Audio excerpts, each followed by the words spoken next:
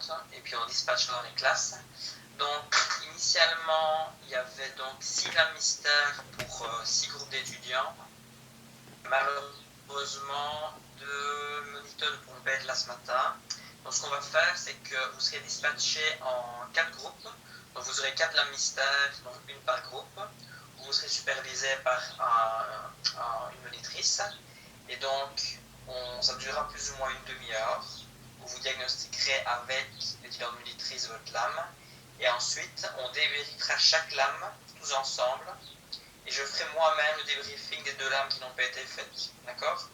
Donc toutes les lames seront vues malgré tout au cours du TP. Ça va?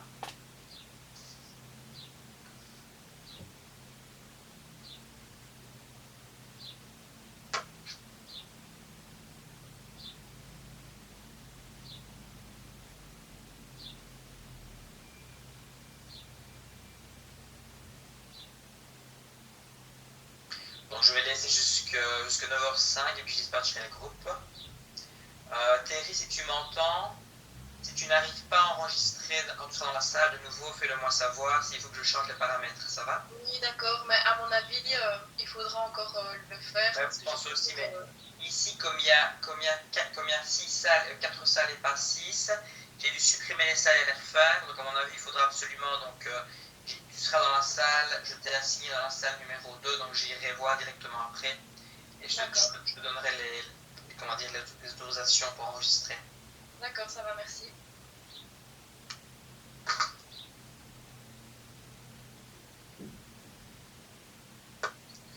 Donc pour info, je le ferai manuellement, mais Johanna, je t'ai mis dans la salle 1, Thierry dans la salle 2, Emma dans la salle 3 et Caroline dans la salle 4. Ça va? Mais je le ferai quand j'aurai assigné les étudiants, je vous mettrai manuellement dedans.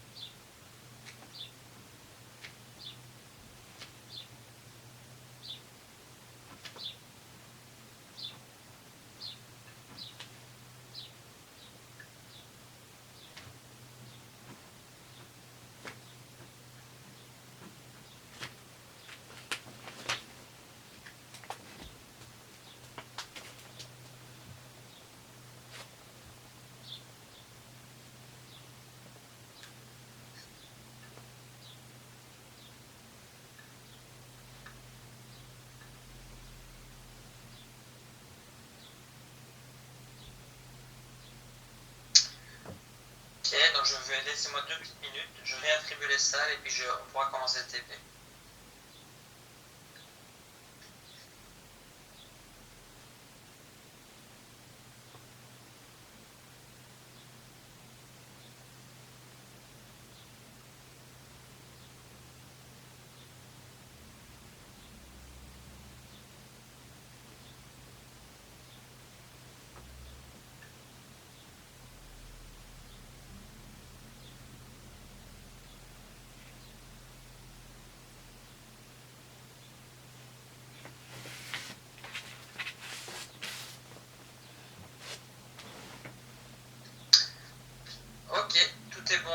écoutez, donc je vais ouvrir ça. Bon travail à tous et Terry, j'arrive.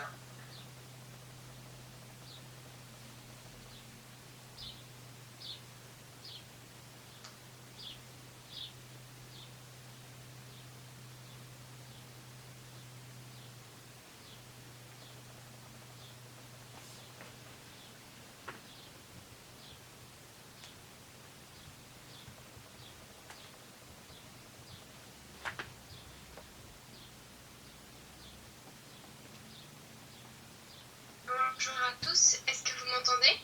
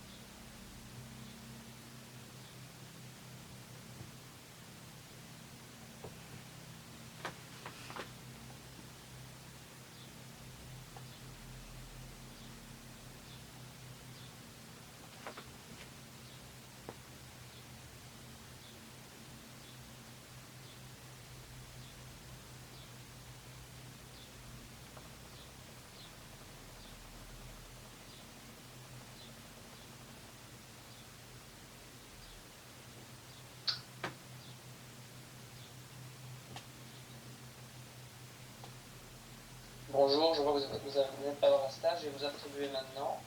Oui, ça va. Bonjour. Je sais pas, j'ai perdu la connexion. Oui, moi Pas aussi, de j'ai souci. perdu la connexion. Est-ce que vous saviez dans quelle salle vous étiez? Non, je Moi, sais juste pas. au moment où vous avez attribué la salle, j'ai été éjectée de la plateforme. D'accord, super. Merci Teams. Attendez, je regardais parce que normalement, je regardais donc si vos noms étaient attribués. Donc, Onyen, tu étais dans la salle numéro 3.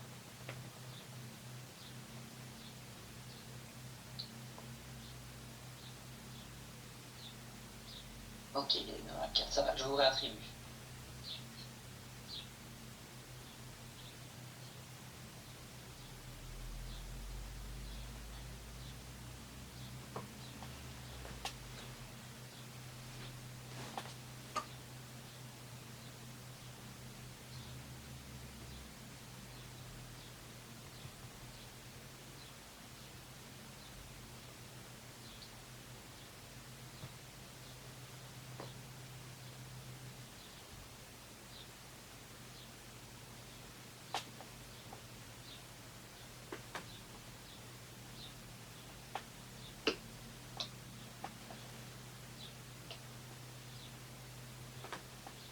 Bah, il y a plein de petits canaux et de travées conjonctives, donc Ouais. Et si tu zoomes sur ces canaux, j'ai broadcasté ma position. Si je te zoome sur ces canaux-là, dans le testicule, tu t'attendrais à voir quoi exactement? Dans le testicule, on aurait les canaux séminipares avec les cellules de Sertoli qui font toute la longueur. Donc on a un épithélium stratifié, qui ont des jonctions serrées pour vraiment permettre la barrière hémato-testiculaire. Et comme ici, parce que les cellules spermatozoïdes, etc., qui sont produites in fine, ne sont pas reconnues, ne sont pas présentes dès la naissance dans notre organisme. Les spermatozoïdes acquièrent leur mobilité, leur fonction totale au final. Donc ils ont aussi la décapacitation ils sont matures et fonctionnels. Alors qu'avant, ils sont juste matures mais non fonctionnels. Donc ça, c'est vraiment dans l'épididyme. Et du coup, dans l'épididyme, nous avons des stéréocyles. Contrairement aux canaux efférents qu'on vous a montré juste avant, on a des cils qui servent à la mobilité du spermatozoïde. Ici, les stéréocyles ne servent qu'à augmenter la surface pour augmenter l'absorption et les sécrétions qui ont lieu au niveau du liquide spermatique. Ça va? Je sais pas si c'était très clair. Non, c'est pas. Ok, super. Donc là, on voit bien les stéréocyles. Quelqu'un peut me dire quel type d'épithélium on a ici, dans l'épididyme? Je broadcast notre édition pour vous remontrer. Il y en a vraiment partout en même.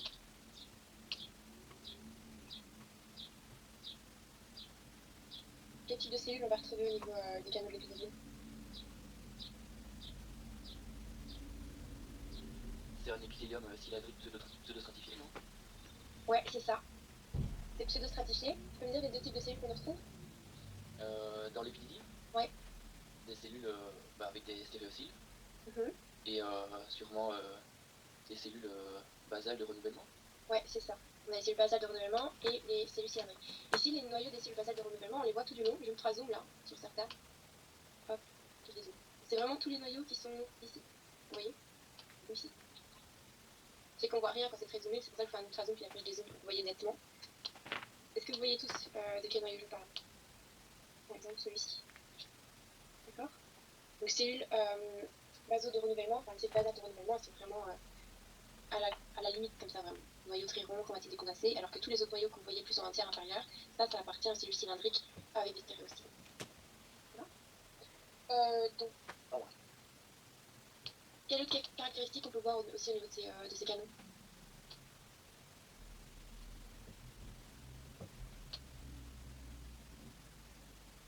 Une dernière chose qui les constitue.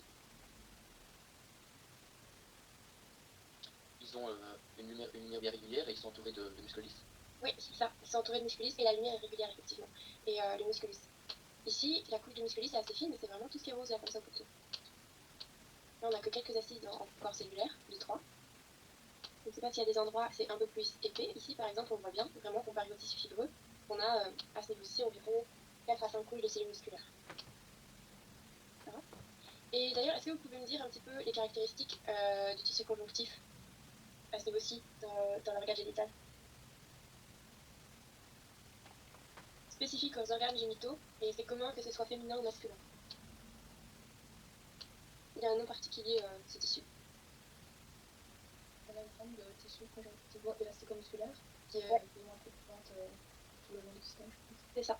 C'est la FEM, donc fibro-élastico-musculaire. Donc il ne faut pas hésiter à connaître pour l'examen, c'est très important. Ça, c'est vraiment le gros truc diagnostic de l'organe génital, que ce soit masculin ou féminin. Ça vous permettra de faire la différence avec le tube digestif ou quoi que ce soit. Donc vraiment le FEM.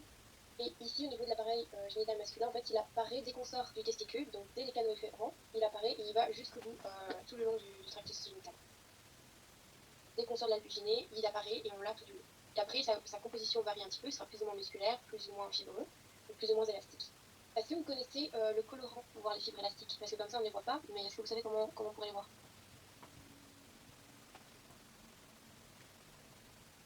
Le nom de la coloration qui permet de voir les fibres élastiques. Ce n'est pas leur CI. C'est leur signe. Ouais, c'est leur CI, très bien.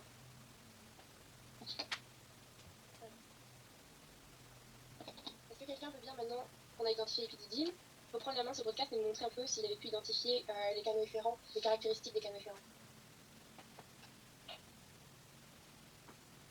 Bon, moi, je vous podcast, mais je vous amène ici, par exemple. Qu'est-ce qui vous permettrait de dire que c'est un canal efférent, comparé à l'épididyme qu'on vient de voir? La lumière est régulière. Ouais, la lumière est irrégulière. Pourquoi?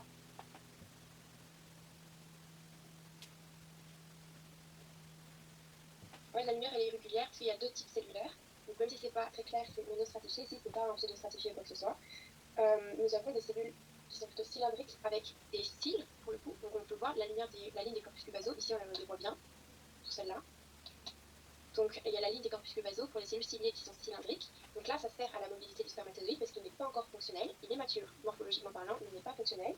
Il n'a pas encore eu sa décapacitation, etc. Donc là les cils servent vraiment à la mobilité. Plus, nous avons toujours quelques cellules musculaires lisses sur le pourtour du tube qui permettent aussi l'avancée du liquide séminifère et donc la mobilité des spermatozoïdes. Et on a des cellules qui sont plus cubiques, qui sont plus basses et qui ont une fonction glandulaire et notamment dans l'absorption du liquide. Donc, et on a toujours quelques cellules basales de l'hémoglobine. Tout le monde voit bien la ligne des corpuscules basaux.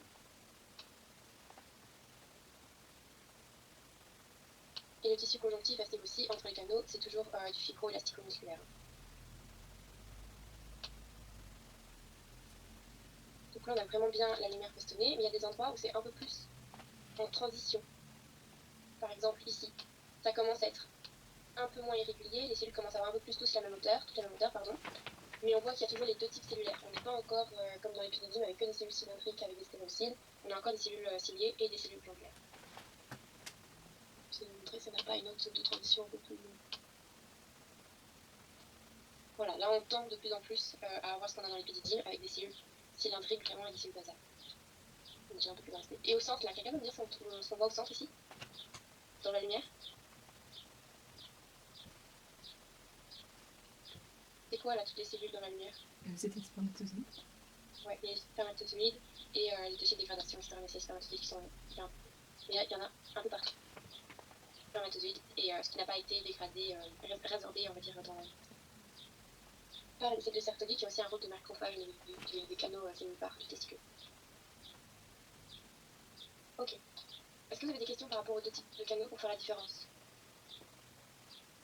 Donc c'est clair. Moi, j'ai plutôt une question pour les cellules qu'on retrouve à l'intérieur, tout ce qui est spermatozoïdes, cellules sertoliques, etc. Ici, on ne sait pas faire la différence entre ces cellules. On ne saurait pas dire à quel stade est le spermatozoïde, par exemple.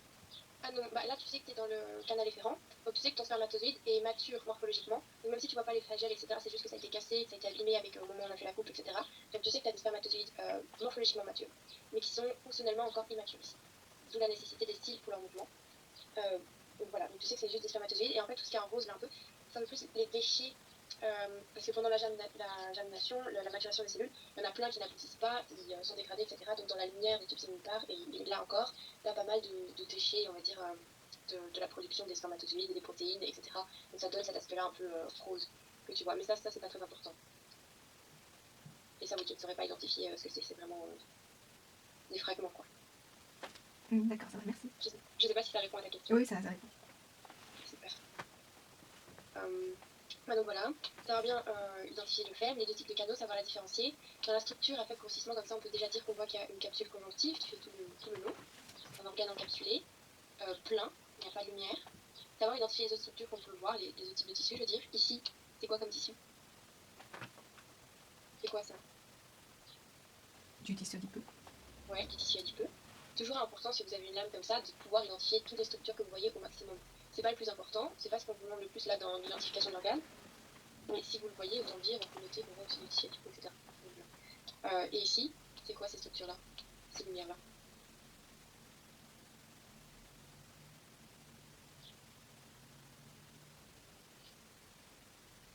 Ce sont pas des vaisseaux sanguins? Ouais, ce sont des vaisseaux sanguins. Alors, le dire lequel est la veine, lequel est l'artère, bien sûr, de coupe est différent, c'est un peu compliqué. Je dirais, là, nous avons l'artère, et là, nous avons une grande veine. Ok. Là, on voit bien la lumière, elle est bien festonnée. Donc, on a commencé vers 7h10, on avait 30 minutes pour préparer la lame. Il faudrait que vous vous répartissiez entre vous pour la présentation. Je ne sais pas comment vous voulez le faire, vous êtes assez nombreux. Vous êtes 9. Je ne sais pas combien de personnes prennent la parole, que ce soit pas qu'une personne qui fasse toute la présentation, que vous soyez au moins 3 à pouvoir parler de différentes structures. Peut-être que quelqu'un peut je sais pas comment vous le sentez, peut-être que quelqu'un peut faire le canal efférent, peut-être que quelqu'un peut parler de la transition, ou toute la même personne qui parle du canal efférent parle de la transition, quelqu'un du canal, de l'épididyme, qui en a fait un seul.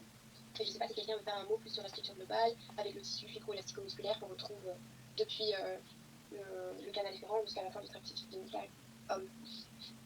Et dire 2-3 mots. C'est vraiment ce que je viens de dire, quoi. Montrer que vous avez su identifier et faire un petit rapport structure-fonction. Va falloir le faire, hein, de toute façon. Je sais que c'est pas agréable de parler comme ça après devant tout le monde, mais c'est l'âme encore facile, il n'y a pas énormément de choses à expliquer, vous n'êtes pas tombé sur toutes les étapes de la formation, quoi. Qui veut? Monsieur Albuquerque, je peux pas. Ok, pas de soucis. Donc pas Simon, mais les autres. Pour ceux qui sont à la bibliothèque, vous savez qu'il y a des salles, les salles d'APP, etc. Vous pointez, vous ouvrez, vous regardez si c'est libre, vous pouvez y aller, hein. Toutes les salles d'APP, etc. S'il n'y a pas cours, vous pouvez aller dans ces salles-là, prenez un moment de TTP.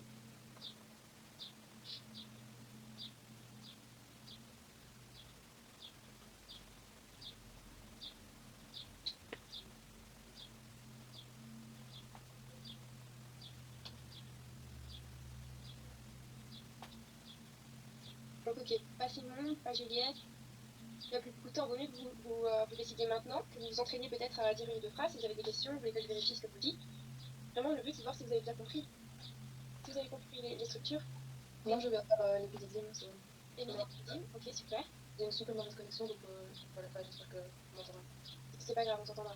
Donc l'épididyme, vraiment bien parler, comme tu avais dit, comme tout ce qu'on a dit par rapport à l'aspect de la lumière, décrire l'épithélium, le rôle des stéréocyles, le fait que les spermatozoïdes sont mobiles à ce niveau-ci. La couche musculaire permet quand même l'avancée par contraction du liquide. Et voilà, c'est tout ce qu'il y a à dire sur l'épididyme, sur le canal même de l'épididyme.